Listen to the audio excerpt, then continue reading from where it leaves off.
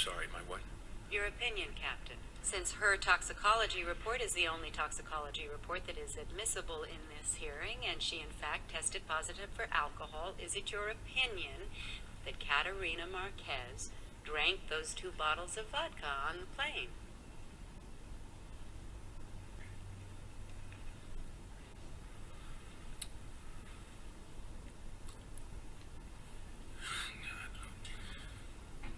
I'm sorry, Mr. Whitaker, I couldn't hear you. What did you say? I said, God help me. Yes, well, however, is it your opinion? It's my opinion. Trina did not drink that vodka. Excuse me, Mr. Whitaker? She saved the boy's life. That's... Could you speak louder, Captain Trina Whitaker? Marquez did not drink the vodka. Because I drank the vodka. Objection! Please be seated, sir. Whitaker misspoke. Sir. I drank the vodka bottles. I object. Please be seated, sir. This is not a courtroom. Well, I object anyway. I drank the vodka bottles on the plane. Captain Whitaker, on the 3 nights before the accident, October 11th... October 11th, October 12th, and 13th, and 14th, I was intoxicated. I drank all of those days. I drank in excess. On the morning of the accident. I was drunk.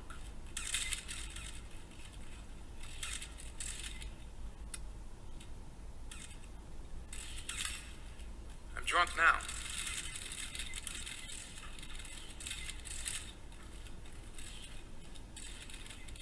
I'm drunk right now. Miss Block.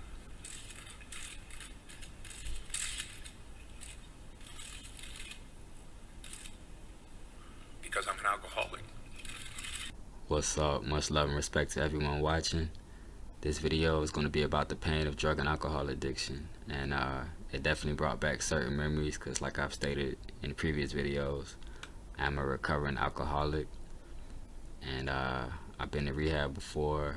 I've had near-death experiences, and I put myself in a lot of bad situations, but my life did not truly start to change until I really decided to follow God and follow Christ and stopped trying to do things my way and started to do things the way that God wanted me to do them. So I've been sober going on 8 years now, and that's only because of God's grace and His mercy, because He's the only one who could deliver me from the situation that I was in. And anyone who has struggled with drug and alcohol addiction in the past, you know that we can only take things one day at a time. So even if this is your first day of sobriety, that's still a very, very good thing. And even if you just recently had a relapse, you can still get back on the right track. As long as you still have breath in your lungs, you can still turn it around. So don't let the devil try to lie to you and try to tell you can't get off it and try to put you in a state of depression and try to basically convince you that you're not going to be able to change, because that's not true. Those are just lies from the devil. Because God has a plan for all of our lives, but we have to do our part. And I think this video is for everyone, whether you're currently in addiction or whether you're a recovering addict, or whether you may have a family member or a friend who is struggling with addiction, or you just may be interested in the topic. But I think it's something we can all learn from, regardless of what background that we come from.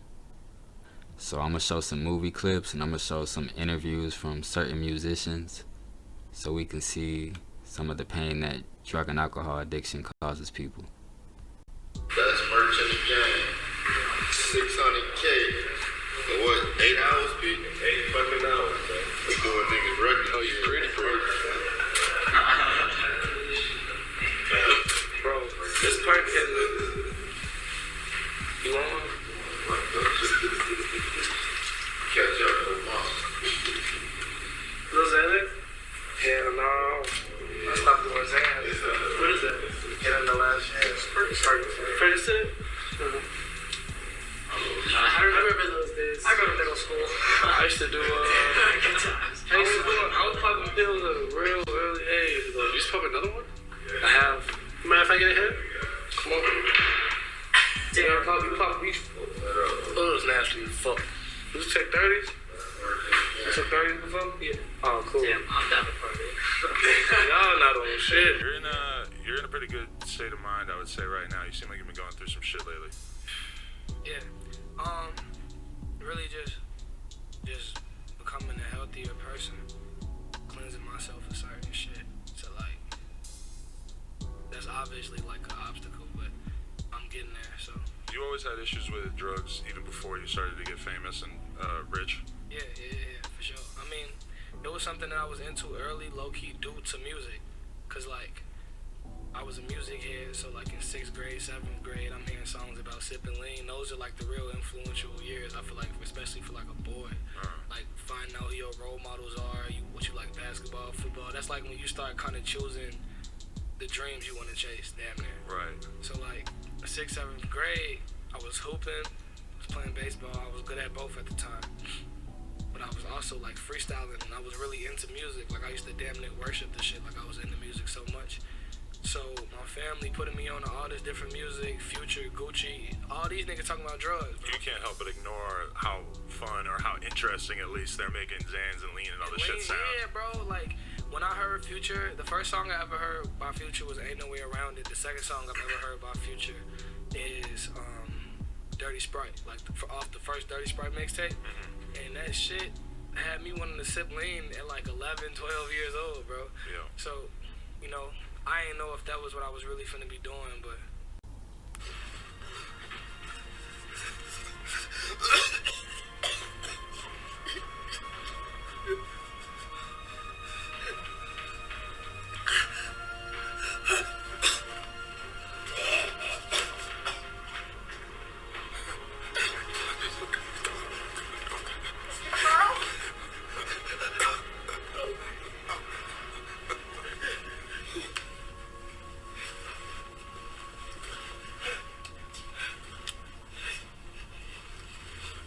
Mr. Charles, you don't have to go through this. We have a substitute that can help wean you off heroin. I got to do it.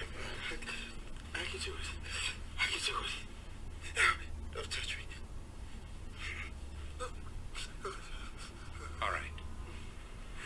We'll do it your way.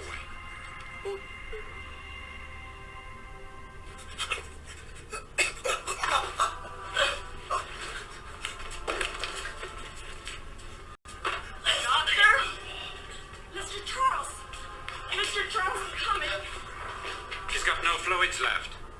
Get an IV in him right away. Yeah, I'll insert the needle. Oh, no, no. Yes, Oh, yes. no, Very no, important. no, no. You need No, no. runner. No, I'm no, on a runner. No, no.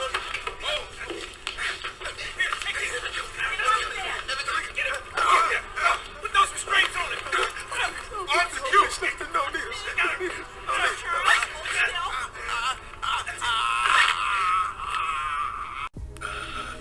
Drugs as such, as people think of it, everything's a drug, really. If anything that makes your body, or try to make your body do certain things is a drug. But I say that the so-called drugs, as we know it as heroin and stuff like that, the heavy drug, I think it's very, very bad, and I certainly I should know, because first of all, I think that a human being should always be in total control of himself.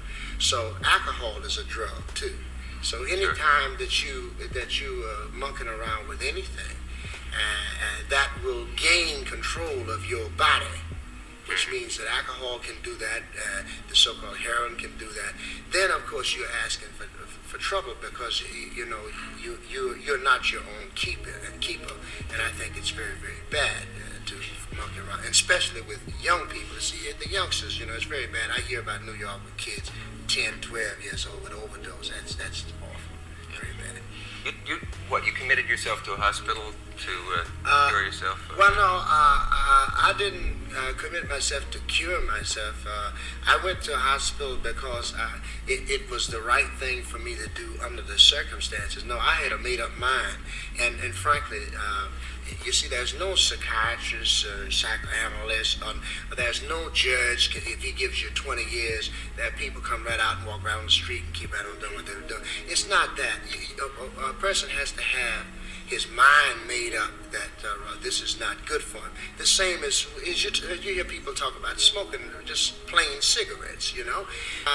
If you want to stop smoking, you can quit smoking if you want to. But you have to first make up your mind that, look, I don't want to smoke anymore, and that's it. And it's the same thing applies to the so-called drugs or alcohol, which, as I said, is part of the drug too.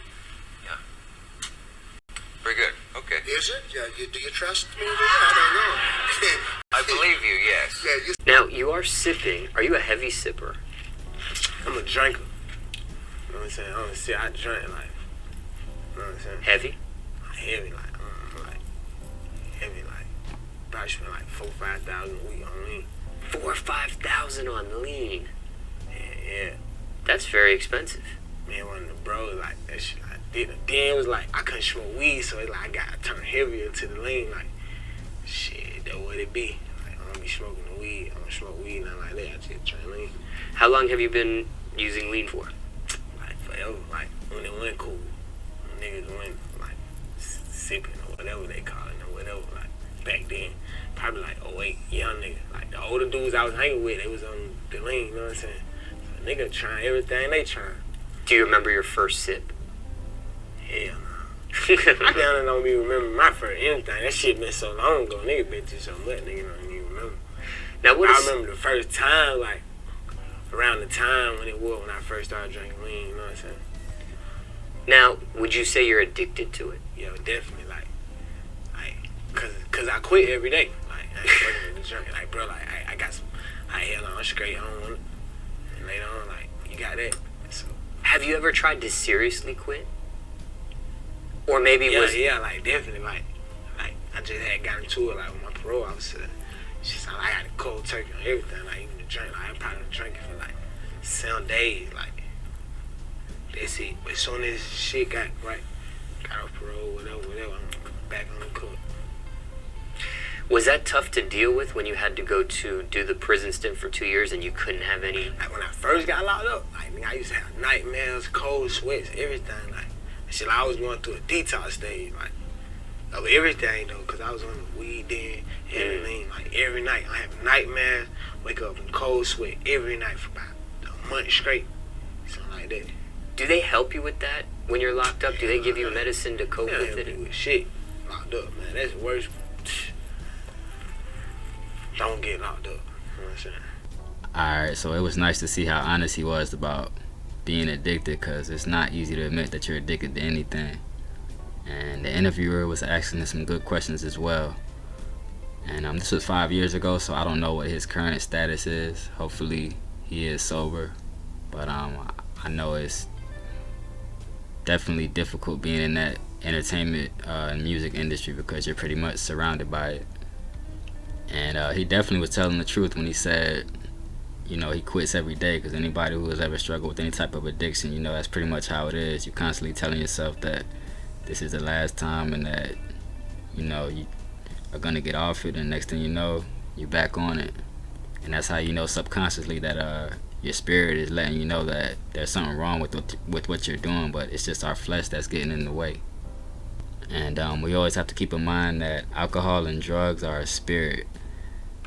So I'm not saying that anytime you get high or drunk that you're possessed by a demon or anything like that, but what I am saying is that when you get high or drunk, you're easily influenced by evil spirits, because there is a spirit behind every drug and behind the alcohol that we drink.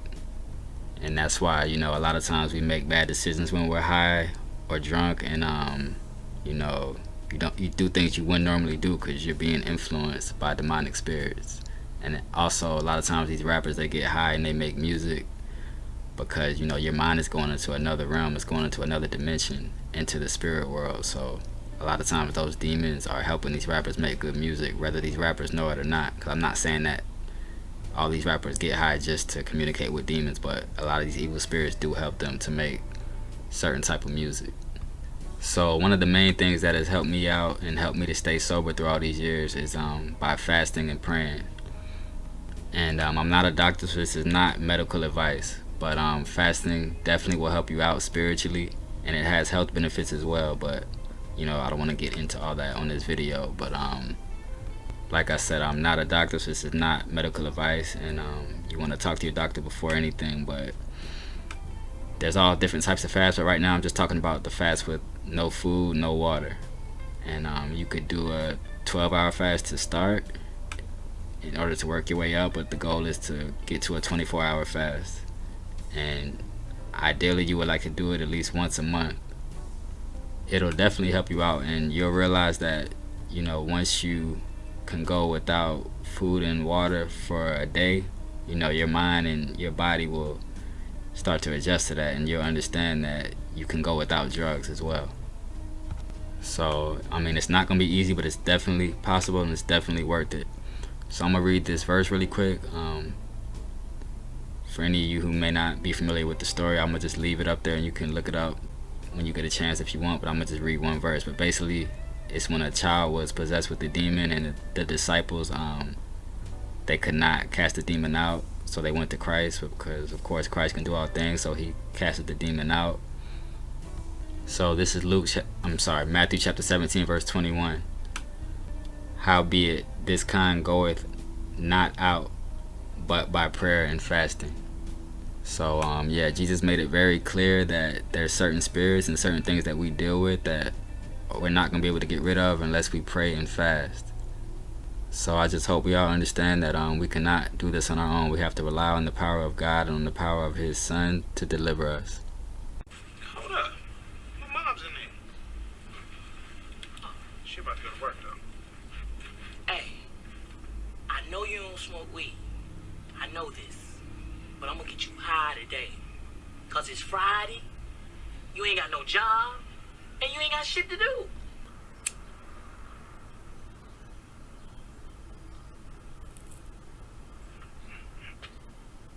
Take a puff. Take it. Ain't like you got shit to do tomorrow. You don't have to go to work. Don't take it. I got a drink. Craig, let's stimulate your mind. You ain't got shit to do. Put it in your mouth. Shut up.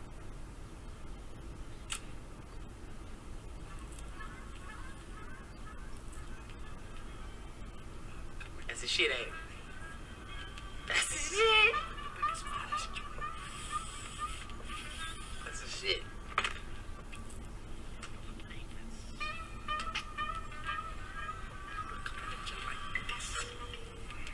Wake the motherfucker all up.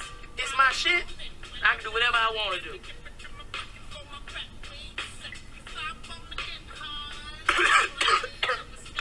Stop hitting it so hard. Hold up, you fucking up the rotation. Puff, puff, give. Puff, puff, give. Fucking up the rotation. You can get killed with somebody else. That's some serious shit. You lucky you my boy. Back then, I gotta tell you, one of the reasons why I didn't do the second one because of the weed. Because I said, man, that movie became a phenomenon. I don't want everybody smoking weed. And I never really told people this because I kind of forgot about it. But it was one of the reasons why I didn't do it, because I said, I don't want to represent, everybody smoking weed. I kind of made it more personal than a movie. And that's one of the reasons why I said, I didn't want to keep doing that character. I smoked a lot of joints. No, are you still smoking pot? I'm not actually. I had to stop. Why?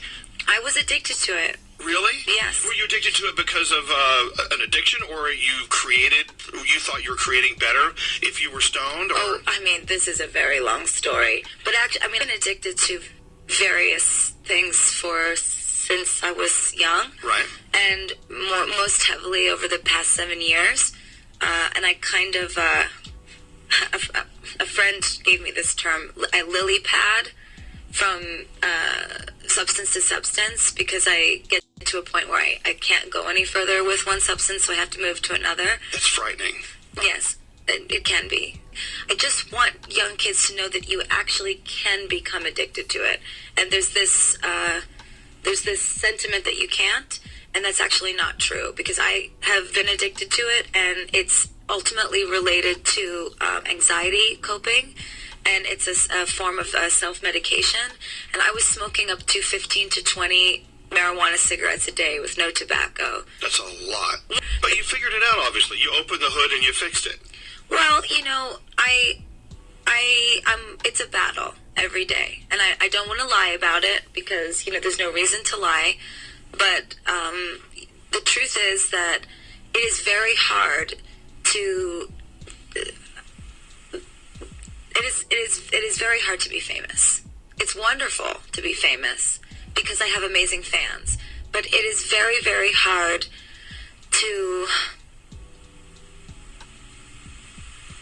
go out into the world when you're not feeling happy and act like you are. But the truth is that I can break, and I did. And I was not very good at breaking. I lost everything that I love. I was in a wheelchair for 6 months. I did a lot of drugs and took a lot of pills, and I let it all kind of go because, I didn't know if I was going to live for the next year or two. When your schedule gets that out of control and you're not able to feel the ground anymore, you lose a sense of your own soul. Alright, so it was good to see that she was honest about what she went through, and I'm glad she spoke about the topic about weed, because some people really do think that they cannot be addicted to weed for whatever reason, but that's very far from the truth. I mean, any drug has the potential to be addicting. And I also like the fact that she spoke about how hard it is to be famous, because there are some people out there who really think that they want to be celebrities and that they want to be in that industry, but a lot of those people have to go through a lot, especially spiritually. And it's pretty much no secret that Hollywood and the entertainment industry is known for being a very dark and evil place. It's been a long time since we all sit down and up in this fucking dump. Eat up, man.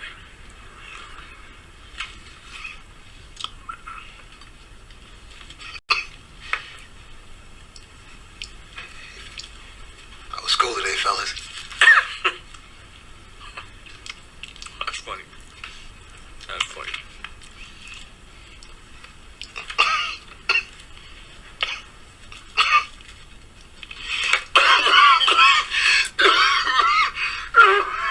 Hey, man, you all right? Sure. Just feel a little sick, that's all. So why don't you just do us all a damn favor and die? Hey, why don't you just sit down? Your food is getting cold, man. All right? Show a little respect for your father. Your father. This nigga ain't my pops, man. This motherfucker gave up the right to call himself that a long motherfucking time ago. And who gave you the right to decide that? Me! Oh, you. You know when I decided, huh? When he put our motherfucking lives on the line. When he made our moms a goddamn junkie. You think you know what it's like. No, but you knew! You knew, Pop! You knew it, man. You knew she was slamming dope.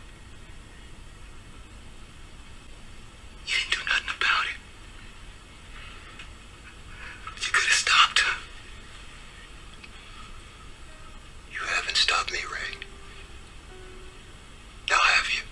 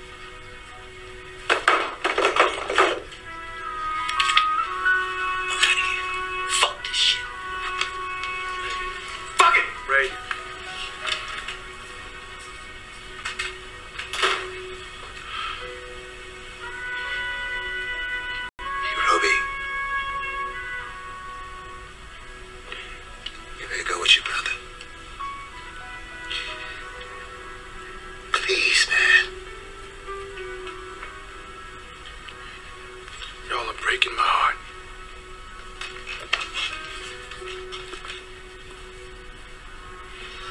It was rough. It was rough. I think I kind of reverted back as I got older and said, well, I'm just gonna party, you know? It was kind of a rebel in me, you know? Whitney dying, crack rehab fails. First of all, let's get one thing straight. Crack is cheap. I make too much money to ever smoke crack. Let's get that straight, okay? We don't do crack. We don't do that. Crack is whack. Is it alcohol? Is it marijuana? Is it cocaine? Is it pills? It has been.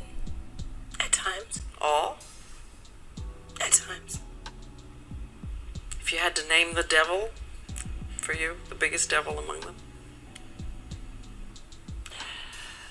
That would be me. It's my deciding. It's my heart. It's what I want and what I don't want. Nobody makes me do anything I don't want to do. It's my decision. So the biggest devil is me. I mean, either my best friend or my worst enemy. And that's how I have to deal with it. But now do you say, not at all? Or do you say, I can... Well, I'm not going to tell you that. I could tell you that I am not self-destructive.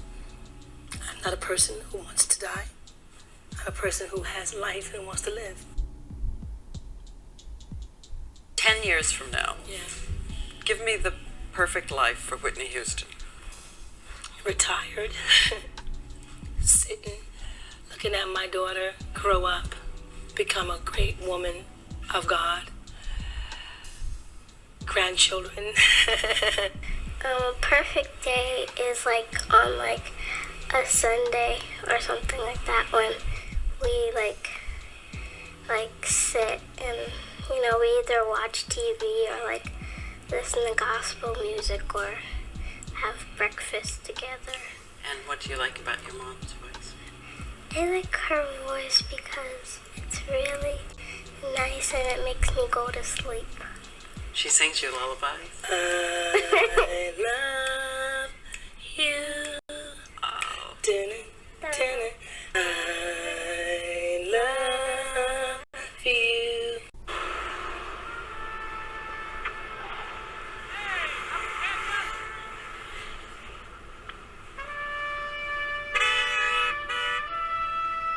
I don't remember if I started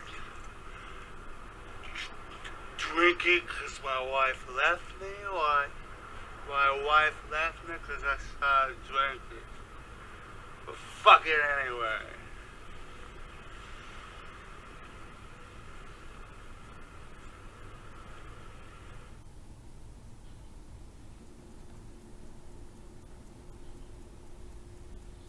Next, please. Hi. Hi.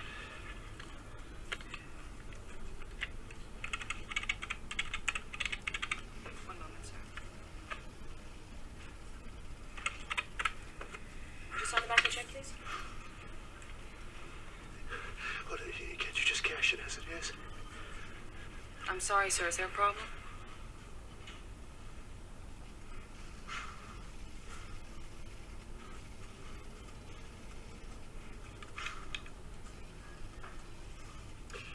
Tell you the truth, I'm a little shaky right now. I had brain surgery. Why don't I go get some lunch, and then we'll come back and take care of it then.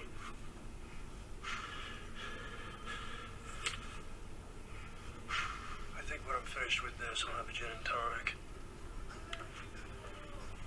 Do you know what time it is? You should be drinking coffee. You're a young guy. It's none of my business. But if you could see what I see, you wouldn't be doing this to yourself.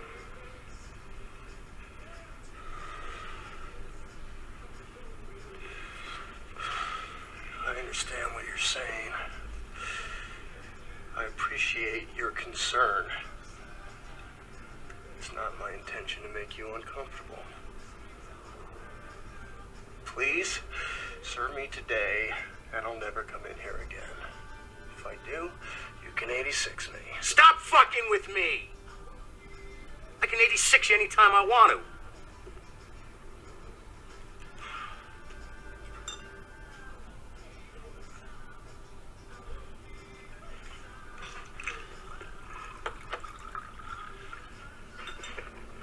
Hey, I don't give a fuck what you do. That one's on the house, son. Speaker's gonna be Waylon, who if you come to these meetings, you have to know.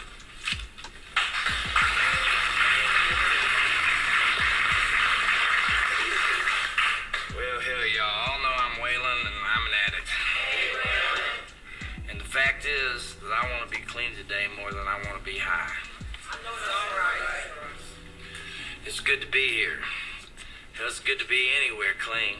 Even Balmer. I've been clean a few 24 hours now, and I'm still dead certain that my disease wants me dead. Yeah, I'm in here with y'all talking shit about how strong I am, how strong I feel, but my disease is out there in that parking lot doing push-ups, on steroids, waiting for the chance to kick my ass up and down the street again. Scars on my hands, on my feet, 2 bouts of endocarditis, Hep C and whatnot, knocking down walls and kicking out windows in my liver. I lost a good wife, bad girlfriend, and the respect to anyone that ever tried to loan me money or do me a favor. Pawned my pickup, my bike, my National Steel guitar, and a stamp collection that my granddad left me. And when it was almost over for me, and I was out there on them corners, not a pot to piss in, and anyone that ever knew me or loved me cussing my name, you know what I told myself? I said, Waylon, you're doing good. I surely did. I thought I was God's own drug addict. Now, I know I got one more high left in me, but I doubt very seriously if I have one more recovery. So if there's anybody out there that sees that bottom coming up at them, I'm here to talk sense. I don't care who you are, what you done, who you done it to. If you're here, so am I.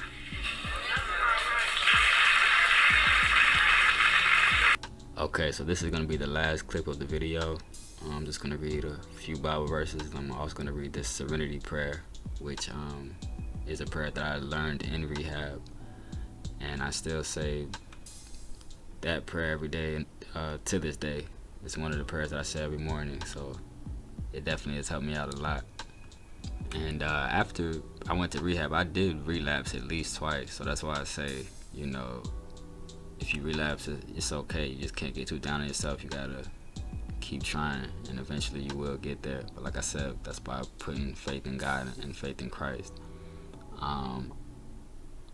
We were required to like do AA meetings when we were there, but I really haven't went to too many AA meetings. I mean, different things work for different people. I know people who have been sober for 20, 30 plus years who go to AA meetings at least once a week and it works for them. So you have to do what works for you.